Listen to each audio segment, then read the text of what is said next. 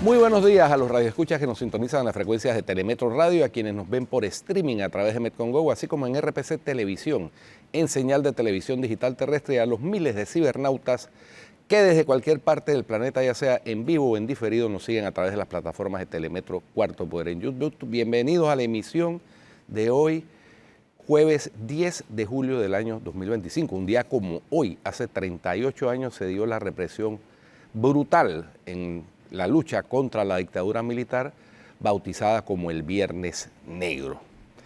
En materia internacional tenemos que el presidente estadounidense Donald Trump anunció que a partir del 1 de agosto impondrá, por razones de seguridad nacional, un arancel del 50% al cobre, metal crucial para la transición energética y otras tecnologías.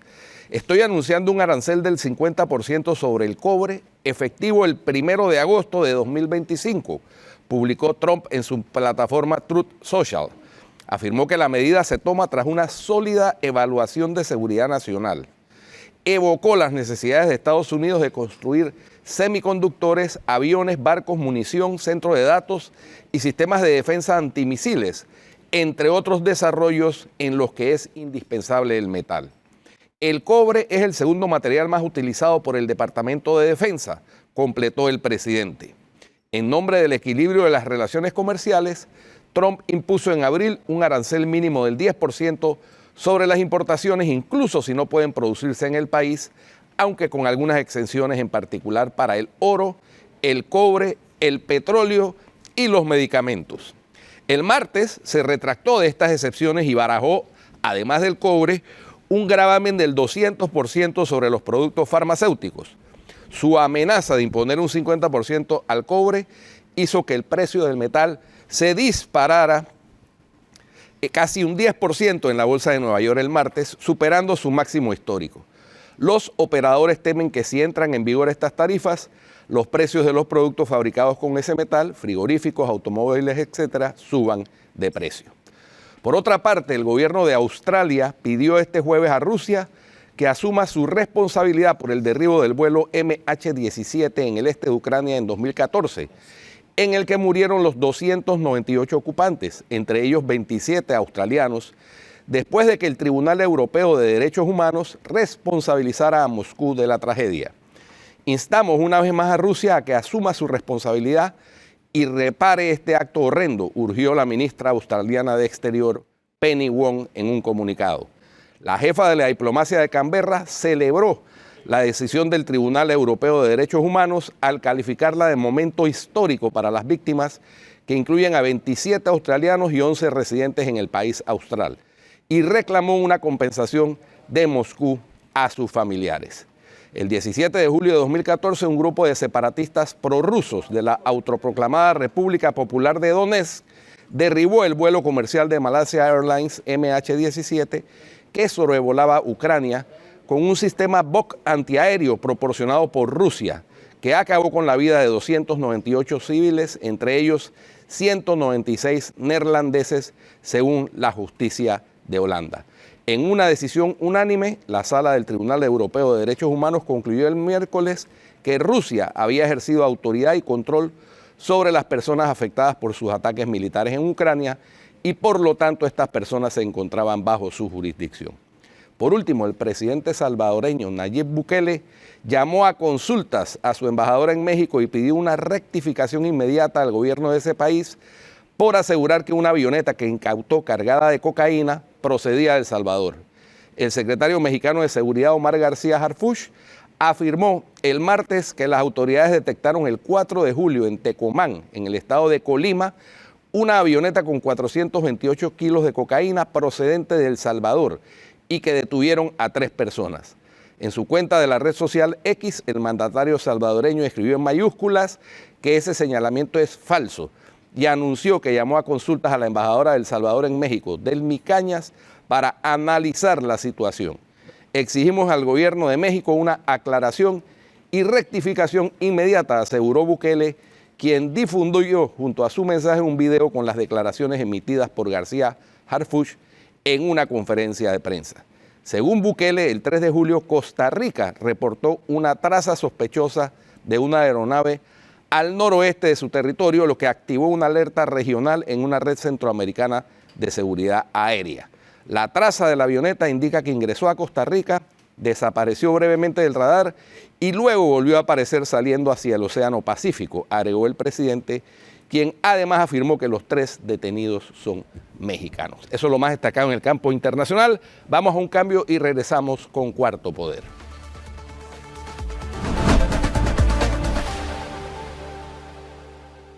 Bien, estamos de regreso en Cuarto Poder y nos acompaña en esta ocasión Domingo La Torraca para el reporte habitual de el sondeo rápido de actividad económica. Bienvenido, Domingo. Muchas gracias, Guido, Flor y los televidentes. Cuéntame, ¿qué arroja este último sondeo? Porque, bueno, las noticias ayer fueron positivas, pero no alcanzaron a impactar las respuestas del sondeo.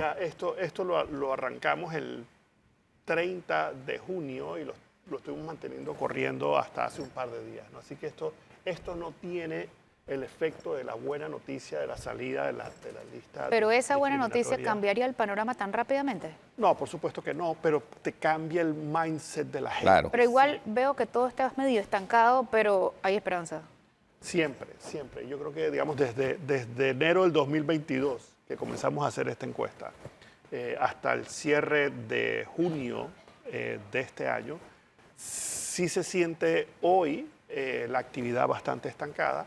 Sin embargo, siempre el empresario panameño, y en este mes tenemos 245 empresas, y en este mes tenemos 35 participantes en la provincia de Chiriquí. Quiero agradecer, digamos, a los miembros de la Cámara de Comercio de Chiriquí, que hicimos un espacio especial para ellos. Y fíjate que a pesar de todos los retos que ellos tienen y que están enfrentando debido a los bloqueos ilegales de las calles, ellos mantienen el optimismo, mantienen la perspectiva de que vamos a salir adelante, y yo creo que eso se refleja en, uno, la diferencia que hay entre los resultados que están viviendo hoy en día versus las perspectivas hacia adelante. Y esto incluye entonces, digo, obviamente la crisis de Bocas del Toro.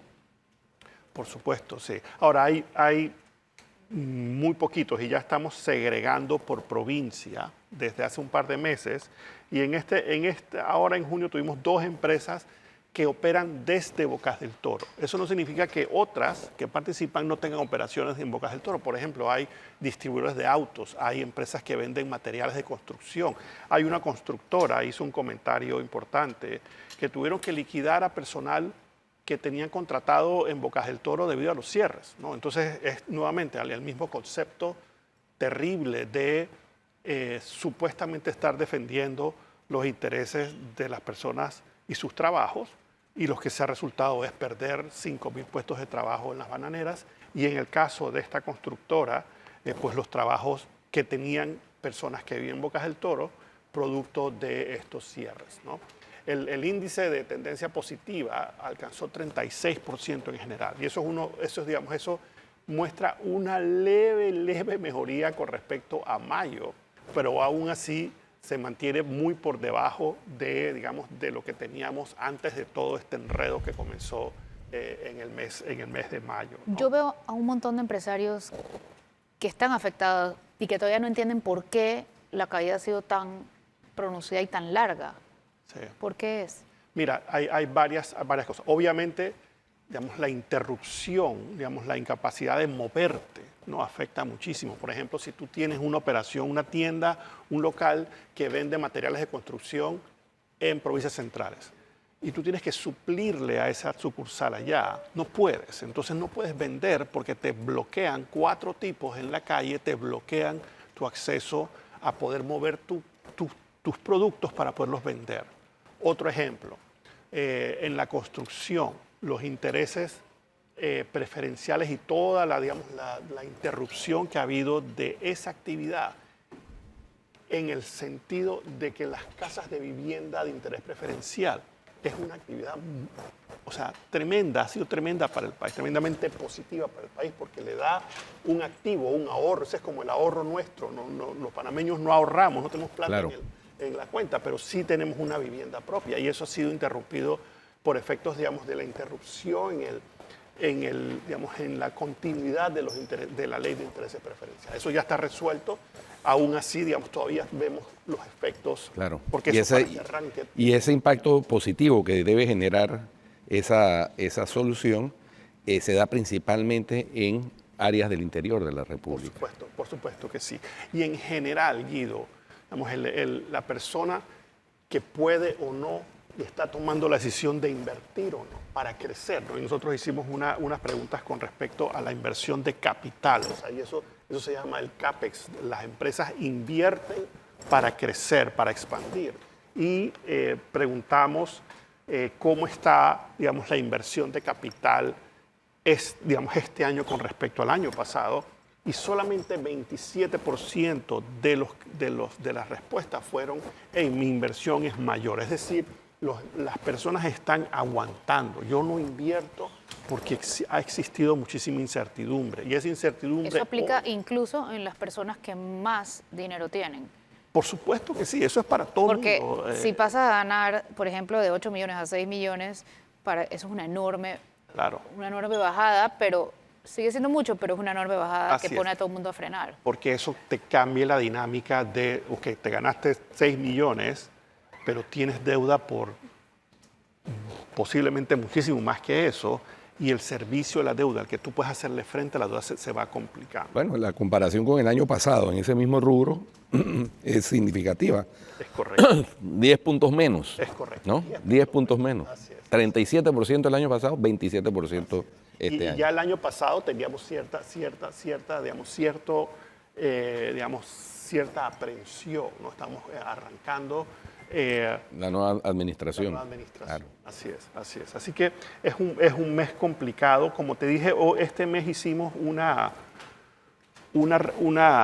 edición especial para la provincia de Chiriquí, y digamos hay 10 puntos de diferencia en cuanto a el balance positivo de ventas. O sea, las personas que respondieron, me ha ido mejor, estoy vendiendo más, espero vender más, del total, que fue 36%, como ya mencioné, en Chiriquí fue 26%, ¿no? Claro. Y eso se refleja en todas. O sea, el mes pasado le preguntamos cómo fueron tus ventas el mes pasado con respecto, digamos, este mes con respecto al mes pasado. 27% el total de la muestra, 6% de la provincia de Chiriquí. O sea que la provincia de Chiriquí ha sido sumamente afectada por estos tranques, en especial, digamos, y ellos tienen una distribución económica diferente al resto del país porque dependen muchísimo de poder mover productos agropecuarios, tienes que mover alimentos, y si no puedes mover tus alimentos de los centros de distribución, digamos, de la capital o de Santiago hacia Veraguas, entonces las fincas donde tienes tus gallinas o tus pollos o tus cerdos o tus vacas, no las puedes alimentar y todo se empieza a congestionar. ¿Cuál es la expectativa o la proyección que hay cuando arranque el tema de la reactivación de la mina? O sea, ¿qué ha pasado cuando se ha hablado de la apertura de la mina en este año? ¿Cómo se ha visto reflejado eso en los resultados? Mira, hay una perspectiva de crecimiento bueno para el país si terminamos de salir de este lío en que estamos, ¿no? Y todavía la expectativa de crecimiento para este año es de más o menos 4,5%. Si se logra resolver el problema y se logra llegar a un acuerdo y no hay más interrupciones innecesarias y la operación de la mina se puede reactivar, ahí en esa área que fue beneficiada muchísimo, pueden generarse 7,000 puestos de trabajo directos, creo que más o menos, y alrededor de 30,000 puestos de trabajo indirectos. Así que eso inmediatamente te va a mejorar el empleo, y hoy en día tenemos cerca de 200,000 personas desempleadas, y es importante, eso sería una contribución muy importante para que podamos atacar el desempleo, ¿no? El tema de la construcción del tren David-Panamá también, porque ese proyecto promete ser el proyecto insignia de esta administración. Así es. Y la gente lo está esperando con avidez, porque eso generaría también una buena mayor calidad de vida.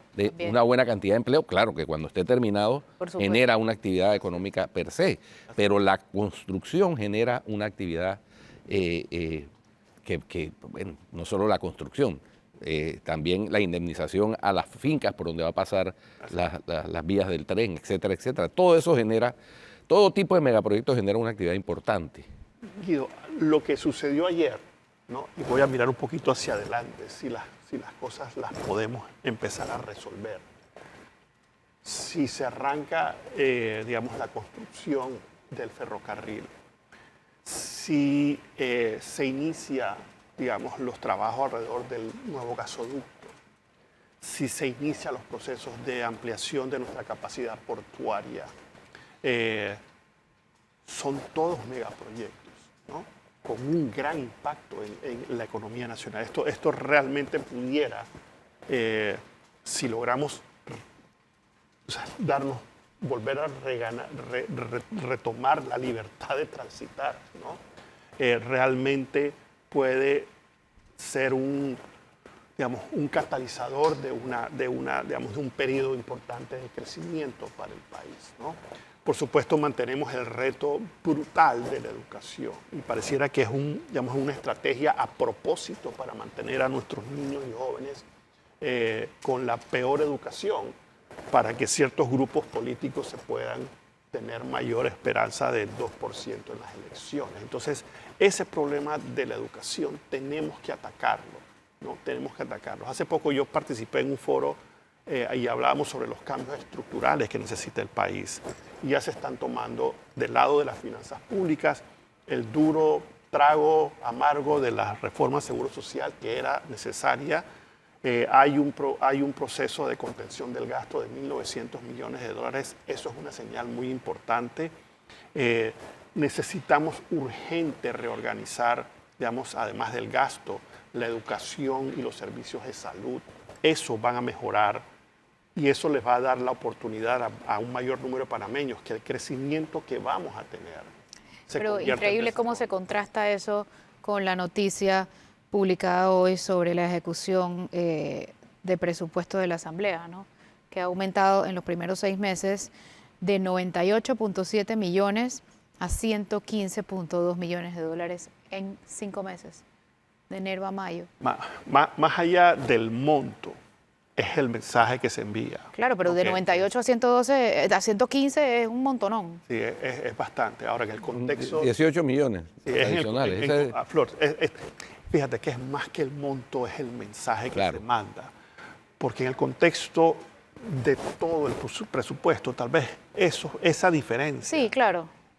No es tanto, pero es un mensaje inapropiado, me parece. Sí. Y ayer tuvimos dos buenas noticias. También la calificadora de riesgo Moody's nos mantuvo el grado de inversión, algo que si no se hubiera aprobado la ley 462, de seguro no hubiera sucedido. Ahora, el tema está ahora, de seguro no hubiera sucedido sin el seguro. Así es, sin correcto, la ley del seguro. Pero ahora, entonces estamos en una encrucijada, o ya no estamos en una encrucijada, Domingo, con esa ley. O sea, ¿en qué punto se encuentra la paz social? Aquí hablaba la diputada Yanin Prado de la intermediación entre la Asamblea y los que están en la calle. ¿Qué hay que intermediar? Esa ley era necesaria, esa ley es imperfecta, esa ley tuvo que haber aumentado la edad de jubilación. Por supuesto que toda ley se puede mejorar. Ahora hay que preguntarles a esas personas que están bloqueando las calles y que argumentan que la ley se tiene que derogar, ¿no?